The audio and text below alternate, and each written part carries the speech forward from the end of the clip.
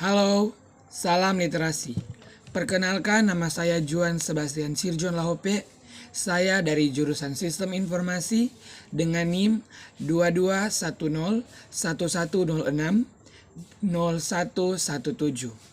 Saya akan membuat tugas presentasi dari mata kuliah Bahasa Indonesia dengan dosen pengampu Dr. Jenny Imbang M.Hum dan Vince Watak SPD MPD dengan judul Bahasa Lugas dalam Genre Makro. Selanjutnya, pengertian.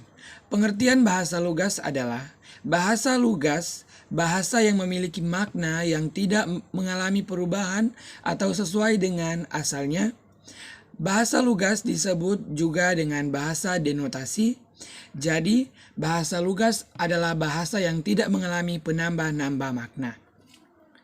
Selanjutnya adalah genre makro. Genre makro adalah genre yang digunakan untuk menamai sebuah jenis teks secara keseluruhan. Genre makro juga mempunyai yang sejenis yaitu namanya genre mikro. Adalah subgenre yang lebih kecil yang terdapat di dalamnya dan dipayungi oleh genre makro tersebut. Selanjutnya contoh. Contoh genre makro sebagai berikut. 1. Negosiasi. 2. Editorial. 3. Iklan. 4. Brosur. 5. Surat. 6. Proposal. Yang ketujuh adalah artikel ilmiah dan yang terakhir adalah pidato. Lanjut. Dan kita masuk dalam 4 segi kaidah kebahasaan yang wajib dikuasai oleh penulis atau penyusun genre makro. Yang pertama adalah pemakaian ejaan yang cermat.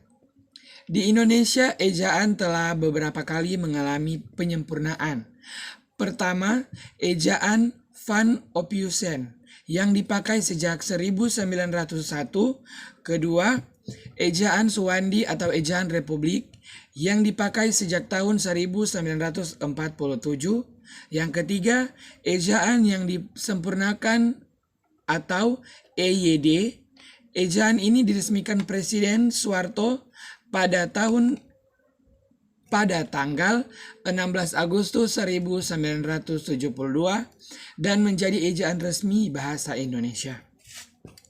Yang dilanjutkan dengan nama Pedoman Umum Ejaan Bahasa Indonesia atau EBI tahun 2015. Penjelasan tentang PUEBI ini tertuang dalam buku Pedoman Umum Ejaan Bahasa Indonesia. Di dalamnya diatur antara lain pemakaian huruf, penulisan kata, penulisan unsur serapan, dan pemakaian tanda baca. Selanjutnya adalah pilihan kata atau diksi. Pilihan kata atau diksi pada dasarnya merupakan hasil dari upaya memilih kata tertentu untuk dipakai dalam suatu tuturan bahasa. Pemilihan kata dilakukan apabila tersedia sejumlah kata yang artinya hampir sama atau bermiripan dari senarai kata itu dipilih satu kata yang paling tepat untuk mengungkapkan suatu pengertian. Kemahiran memiliki kata hanya dimungkinkan bila seseorang menguasai yang berikut. 1. Menguasai kosakata yang cukup luas. 2. Dapat membedakan secara tepat kata-kata yang memiliki nuansa makna serumpun. Dan yang terakhir adalah 3. Mampu memiliki kata-kata yang tepat dan cocok untuk situasi tertentu. Selanjutnya, kalimat efektif. Kalimat yang benar dan jelas akan dengan mudah dipahami oleh orang lain secara tepat. Kalimat yang demikian disebut kalimat efektif. Sebuah kalimat efektif haruslah memiliki kemampuan menimbulkan kembali gagasan-gagasan pada pikiran pendengar atau pembaca seperti apa yang terdapat pada pikiran penulis atau pembicara. Hal ini berarti bahwa kalimat efektif haruslah disusun secara sadar untuk mencapai daya informasi yang diinginkan penulis terhadap pembacanya. Bila hal ini tercapai, diharapkan pembaca akan tertarik pada apa yang dibicarakan dan tergerak hatinya oleh apa yang disampaikan itu. Untuk mencapai keefektifan, kalimat efektif harus memenuhi syarat berikut, yaitu 1. Kesatuan, 2. Kepaduan, 3. Keparalelan, 4. Ketepatan, 5. Kehematan, dan yang terakhir adalah kelogisan. Selanjutnya, paragraf atau alinea.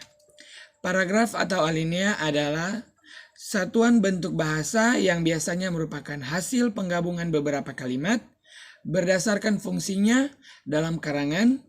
Paragraf dapat dibedakan atas 3 macam, yaitu 1.